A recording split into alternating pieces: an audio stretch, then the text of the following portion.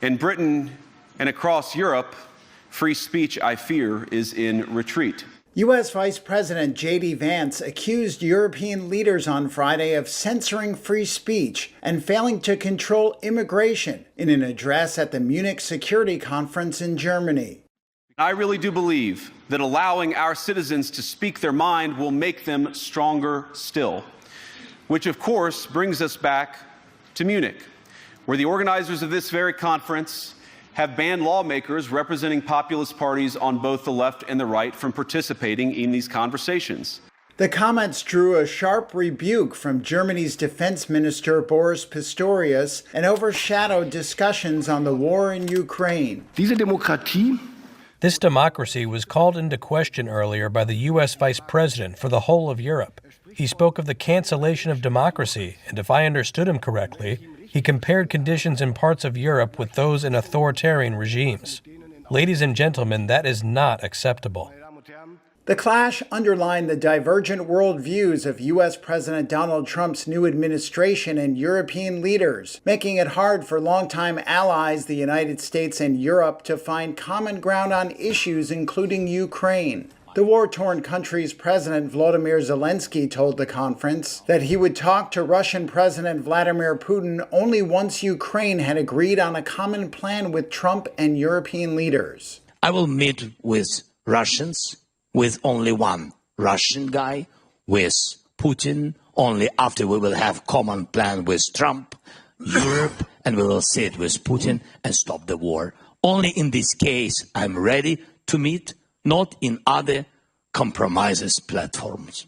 He also met with Vance to discuss the path forward. Both sides declined to give details of what they discussed, but the Ukrainian president reiterated that his country needs real security guarantees.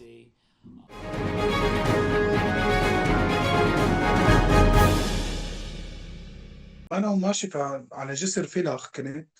I was driving on Philak Bridge, I noticed a commotion, something that seemed unnatural. I looked to the right, I saw two people.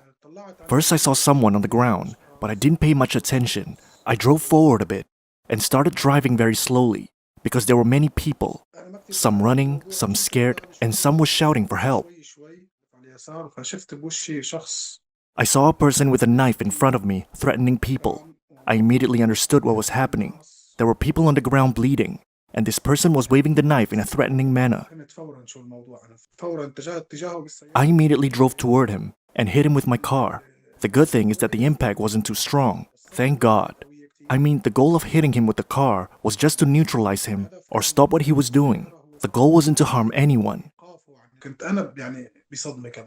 People look at me as a hero, but I don't see it that way. I say to people, please, if something like this happens again, you have to do something. You can't just stand there, take photos and film videos.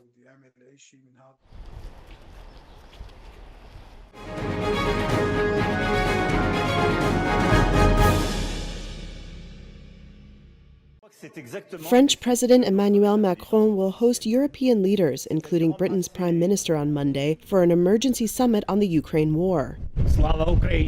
The hastily arranged meeting comes after U.S. officials suggested Europe would have no role in any talks on ending the conflict.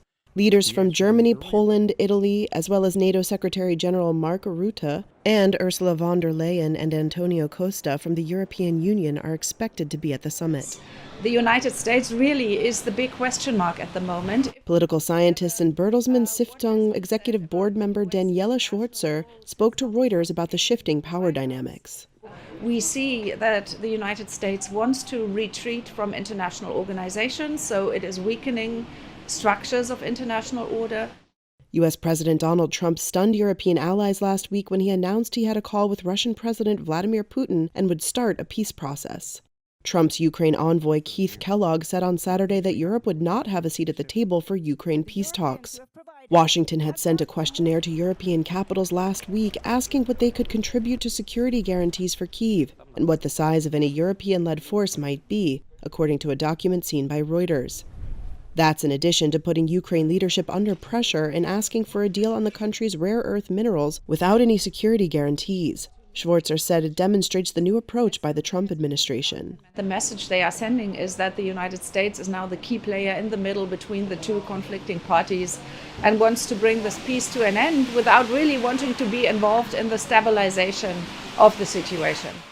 U.S. officials have insisted they will only settle for a durable peace deal and that Ukraine will be at the table. It was revealed later on Saturday that the U.S. and Russian officials will meet in Saudi Arabia in the coming days to start Ukraine peace talks.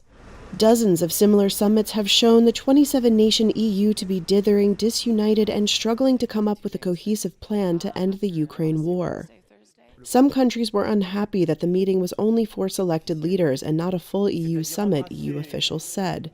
The French presidency sought to assuage those misgivings, saying Monday's meeting could lead to other formats.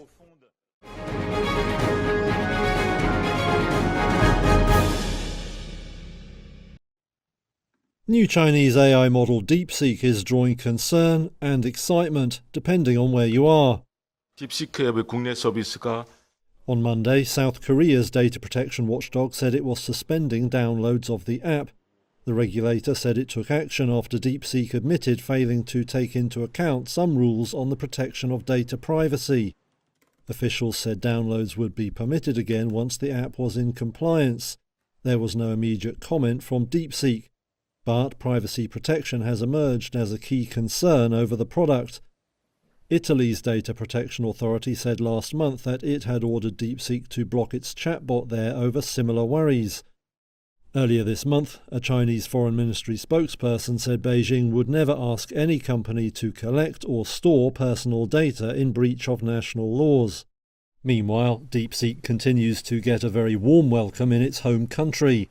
Chinese tech giant Tencent saw its Hong Kong-listed shares up over 3% by mid-afternoon Monday. The jump came after it said it was testing integration of DeepSeek with its Weixin messaging app. Technology shares in Hong Kong have roared higher in recent weeks, in large part on optimism over the app.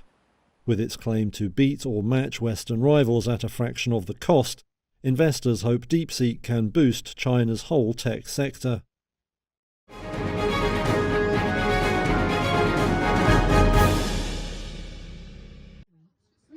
Shein is under pressure to cut its valuation to less than half the price put on it 2 years ago ahead of its potential London listing. That's according to a Bloomberg News report Monday. It said shareholders want the number lowered to about $30 billion. They reportedly think an adjustment is needed to help get the potential UK IPO completed. The China-founded online fast fashion retailer did not respond to a Reuters request for comment. Earlier this month, Reuters reported Shein was set to cut its listing valuation to around $50 billion due to growing headwinds. That was almost a quarter less than the fundraising value of $66 billion the company set 2 years ago. Shein had aimed to go public in London in the first half of this year if it gained approval from the UK and Chinese regulators. But the Financial Times reported last week the listing was likely to be postponed. It said it could be moved to the second half of this year after US President Donald Trump's move to close the de minimis loophole. That is a duty exemption in the US for shipments of less than $800, which has helped Shein keep prices low. Industry experts argue the removal of it could hurt the firm's profitability and raise product prices in the US, its biggest market.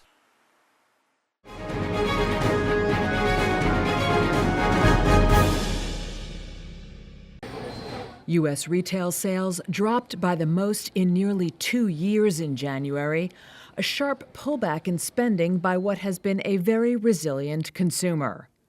A report from the Commerce Department on Friday showed retail sales dropped 0.9% last month, far more than the 0.1% dip that economists polled by Reuters had been expecting.